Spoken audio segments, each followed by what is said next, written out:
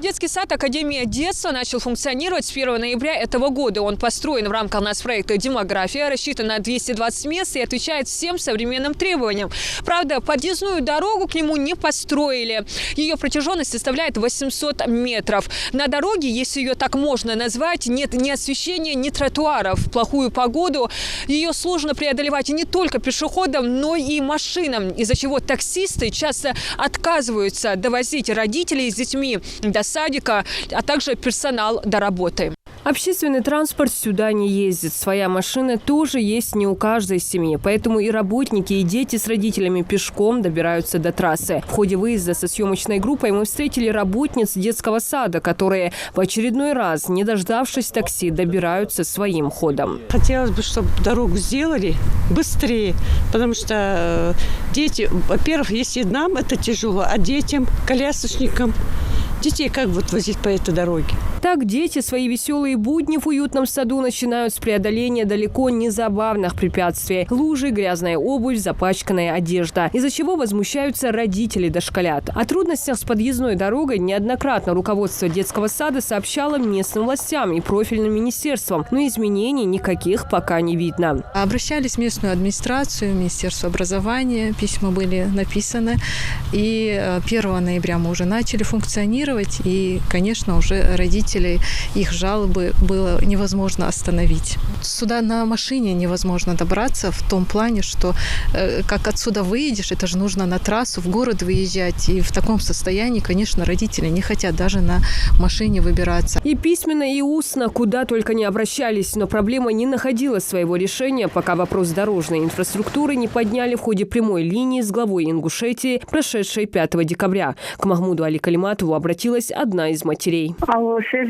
Махмуд Али Максавипович, по Чешкиеву 60 новый садик построили, Академия детства называется. Да. Но реально невозможно до садика доезжать. Мы как-то ехали, застряли, мы сейчас хорошо этот заход помог, говорят, это Магасе, да. Такой хороший, такой красивый сад, столько мы ждали этого открытия. Но я говорю от лица родителей. Невозможно доехать до этого садика. Это вот недавно, который, да? Да. Спасибо. Спасибо. Я знаю этот вопрос. Я уже его 2 недели говорю. Если это тот же детский сад, да? Вот. И что вы там придумали? Дорогу мы уже начинаем делать, средства мы... Когда окончите ее делать? В январе, к концу января окончим. В конце января? Да. А как быть детский сад этим детям-то с мамашами? Мы сейчас временную дорогу, гравийное покрытие сделаем обязательно в ближайшее время, чтобы хотя бы там одна машина приехала. Нет, мне не надо ближайшее, стараться будем. Скажи конкретно хотя бы, чтобы там была она, съехать можно было, остановить, хотя бы граверная или щебенка, как она называется?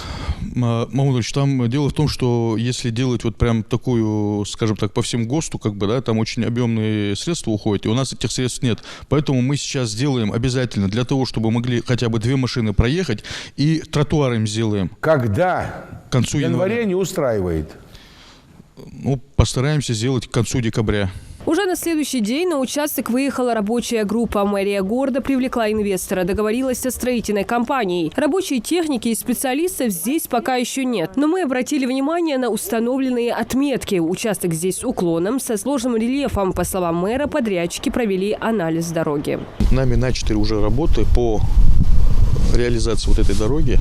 Разбиты, как вы можете видеть, уже сделана разбивка, установлены маяки, определена территория, по которой будет проходить дорога, будет освещение, здесь будет тротуар, где в пешем порядке можно будет добираться, и, соответственно, будет грунтовая дорога. Так было принято решение расширить до 6 метров дорогу и пока уложить гравий. Глава администрации Магаса отметил, что проводить капитальный ремонт дороги сейчас нецелесообразно. Детский сад расположен в районе новостроек. Здесь все еще ведутся строительные работы. С учетом того, что, как вы можете наблюдать, здесь кругом идет стройка, здесь строится, и поэтому дорога техникой будет испорчена. Поэтому мы ее капитальную обязательно сделаем после первых, скажем так, результатов строительства, как только дома здесь будут сделаны, мы обязательно здесь уложим капитальный асфальт и, соответственно, дорога будет сделана по всем ГОСТам. В ходе прямой линии глава республики дал жесткие указания завершить все работы до конца года. И подрядчики, и местная администрация обещают уложиться в установленные сроки. Вы были в курсе этой проблемы?